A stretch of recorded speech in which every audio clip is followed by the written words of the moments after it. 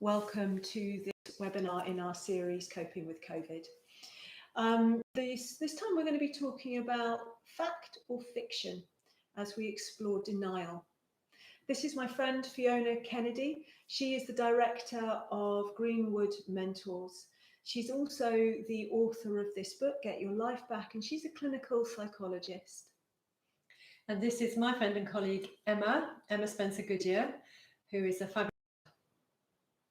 So fact or fiction and denial are our themes today. Denial is something that happens kind of spontaneously. We don't decide, oh, we're going to deny something. It's just that our mind sends us stories. It sends us stories which say, this is not happening, or something else is happening other than what is in front of our eyes. And the reason that denial happens is usually because whatever is happening in front of our eyes is just unacceptable, it's unbearable to us.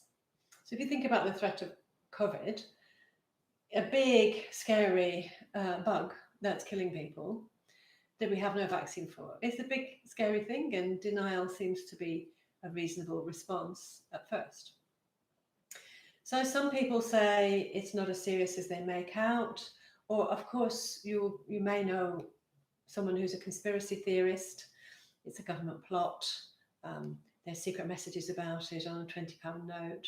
It's all a way of getting implants into the population to control us, etc., etc. So why do people have those stories? They have them in the service of denial. They tell stories which allow them to be less anxious, which allow them to feel better.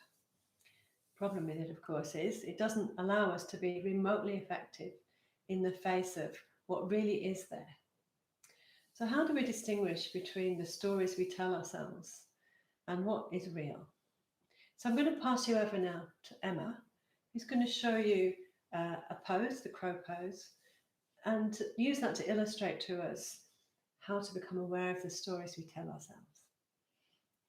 So yoga is becoming very sensitive to these stories that we tell ourselves, to become very discriminatory about what is and what is not true. So this posture, the crow, is one that tends to evoke a lot of stories in people. And normally the story is, I'll never do that. So I thought we'd just look at it and show you, I'll give you an opportunity to have a look at what stories come up for you as you work with it. So come to a crouching position and come really high on your heels. And then you're going to take your knees apart and you're going to take the first 4 inches above your elbow to your inner knee. And the knee is pressing into the arm and the arm is pressing into the knee. There's equal touch here. And then take your hands to the floor, keeping the touch of knee and arm. Take your hands to the floor, shoulder width apart, and maybe just turn them in slightly. Okay, bend your elbows. So we're just approaching this step by step. And for most of us, this is achievable. So then begin to lift your bottom. Pause, notice what you're thinking.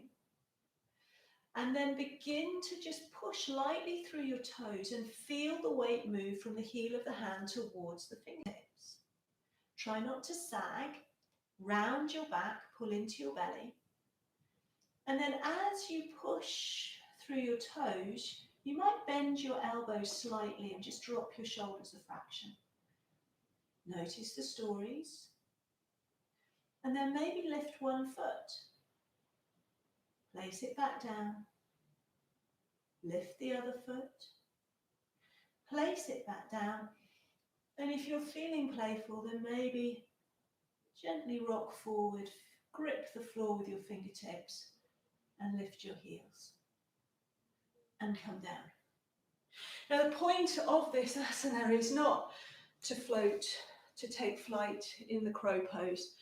The point is to illustrate and to illustrate our capacity to notice the stories that come up. And if your stories are, oh, poor me, my poor wrists, my poor knee, blah, blah, blah, blah, blah, or I simply can't do that, then a step-by-step approach through physical asana for most of us is a sense of gaining confidence with how capable we are, cultivating some humility.